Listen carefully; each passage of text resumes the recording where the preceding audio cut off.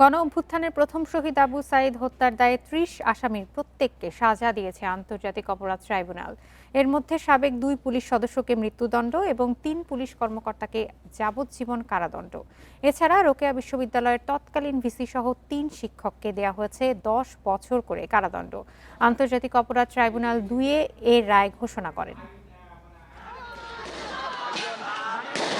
২০২৪ সালের ১৬ জুলাই রোকেয়া বিশ্ববিদ্যালয়ের পার্ক মোড়ে কোটা বিরোধী আন্দোলনের অন্যতম সংগঠক আবু সাঈদকে সরাসরি গুলি করে হত্যা করে পুলিশ। তারপরেই মোড় ঘুরে যায় পুরো আন্দোলনের। ছাত্র জনতার আন্দোলন রূপ নেয় গণ অভ্যুত্থানে। শেষমেশ ক্ষমতাচ্যুত হয় শেখ হাসিনার সরকার। আবু সাঈদ হত্যার ১ বছর পর গত বছরের ৬ আগস্ট অভিযোগ গঠনের মধ্য দিয়ে আন্তর্জাতিক অপরাধ ট্রাইব্যুনালে শুরু হয় বিচারের কাজ।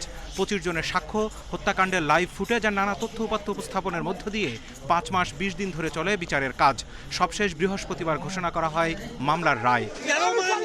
রায়ে মামলার ৩০ আসামির মধ্যে ২ পুলিশ সদস্য, সাবেক এএসআই আমির হোসেন ও সাবেক কনস্টেবল সুজন চন্দ্র রায়কে মৃত্যুদণ্ড দেয়া হয়। তাদের সরাসরি গুলি করতে দেখা গেছে ভিডিও ফুটেজে।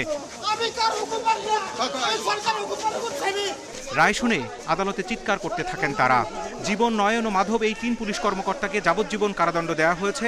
এছাড়া পুলিশ কমিশনার মনিরুজ্জামান, রোকেয়া বিশ্ববিদ্যালয়ের ভিসি আব্দুর রশিদ বাচ্চু ও বিশ্ববিদ্যালয়ের ৩ শিক্ষক এবং ছাত্রলীগ নেতা পমেল বড়ুয়াকে দেওয়া হয় ১০ বছরের কারাদণ্ড। এছাড়া অন্য আসামিদের দেওয়া হয় বিভিন্ন মেয়াদের সাজা। তাদের ভূমিকা অনুযায়ী সেই সাজাগুলো হয়েছে বলে মনে হয়।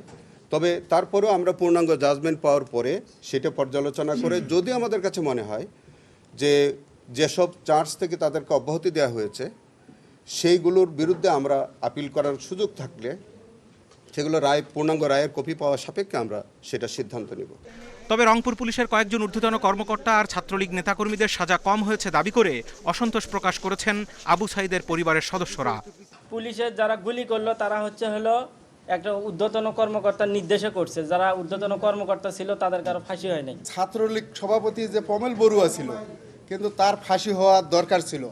আমাদের পরিবারের পক্ষ থেকে তার ফাঁসির দাবি। মৃত্যুদণ্ডে দণ্ডিত ২ আসামির আইনজীবী সহ অন্যরা জানিয়েছেন শিগগির রায়ের বিরুদ্ধে আপিল করবেন। পূর্ণাঙ্গ রায়ের কপি হাতে পেয়ে পুঙ্খানুপুঙ্খ বিশ্লেষণ করে মহামান্য আপিল বিভাগে দায়ের করে আপিল শুনানি অন্তে খালাস পাবো বলে দৃঢ়ভাবে বিশ্বাস করি। এর আগে ঊর্ধ্বতন নির্দেশদাতা হিসেবে আবু সাঈদের এই মামলায় শেখ হাসিনা ও আসাদুজ্জামানের যাবজ্জীবন সাজা দিয়েছিল আন্তর্জাতিক অপরাধ ট্রাইব্যুনাল। শহীদ হওয়ার আগে দুহাত প্রশস্ত করে আবু সাঈদের পুলিশের গুলির সামনে দাঁড়ানোর সেই দৃশ্য এখন অন্যায়ের বিরুদ্ধে প্রতিবাদের প্রতীকী ছবি।